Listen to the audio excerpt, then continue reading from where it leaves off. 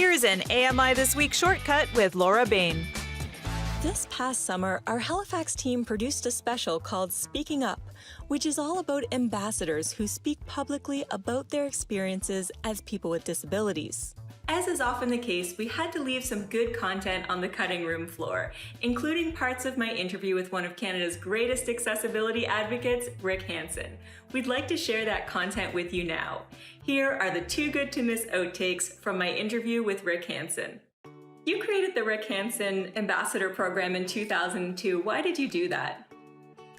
You know, it's clearly, from my perspective, never been one man in motion. It's many in motion who actually have common kind of declared interests in big barriers that unify people with varying disabilities. Everyone has a story. Everyone comes from it could be perhaps blindness or low vision, hard of hearing, deafness, mobility, cognitive.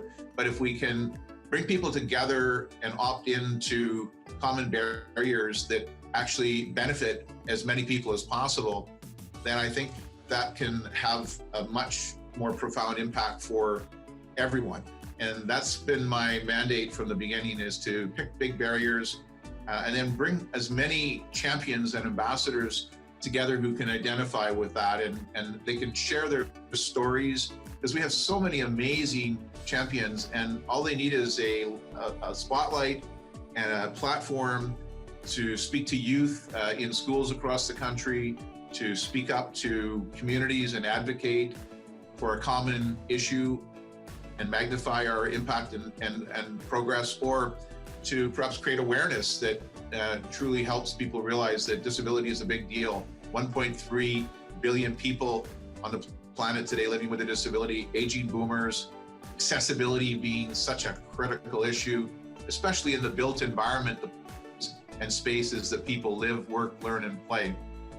Right. So 1985 is actually the year I was born, not to make you feel old there.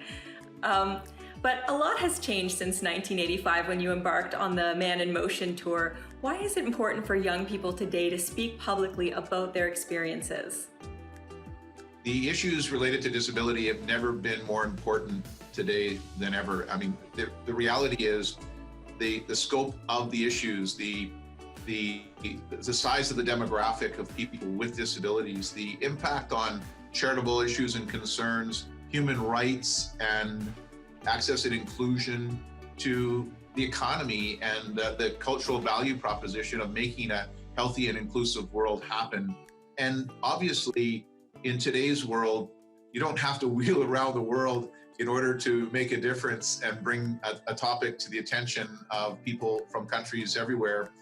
You actually can be connected with digital technology and truly create a movement based on shared interests and shared stories. And I think it's never been a better time for anyone who has a disability to be able to know that their voice counts and that they too can make a difference.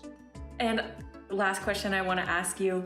I know that a big part of your work has been about overcoming stereotypes and showing what's possible for people with disabilities, but people with disabilities also face many challenges and barriers. So I'm wondering how you strike that balance between portraying a positive message and being a role model, and also highlighting the things that do need to change. Yeah, and you know, everyone can play a role and take different approaches to making change. And I think from my perspective, I've learned to honor those diverse perspectives and approaches. But my approach has always been to try to identify where we're going in the form of a vision, an end state. And then secondly, to kind of recognize kind of where we are, which means to identify that we've made progress and to recognize the people who have been part of that journey, to celebrate success, but then to identify that the barriers that are still out there need attention and to be part of the solution.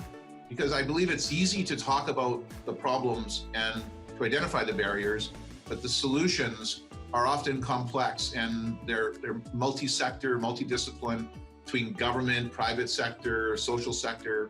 And ultimately, being part of the solution is where I think the potency of long-term social change will take place. And so For instance, when we deal with the problems in the built environment in today's world, we really can just complain and deal with human rights issues, or we can perhaps advocate for legislative policy, common standards that unify various jurisdictions on what universal and inclusive design is. So we're all speaking the same language and measuring the same things. And all of a sudden you have thousands and thousands of people all working on something that becomes normal.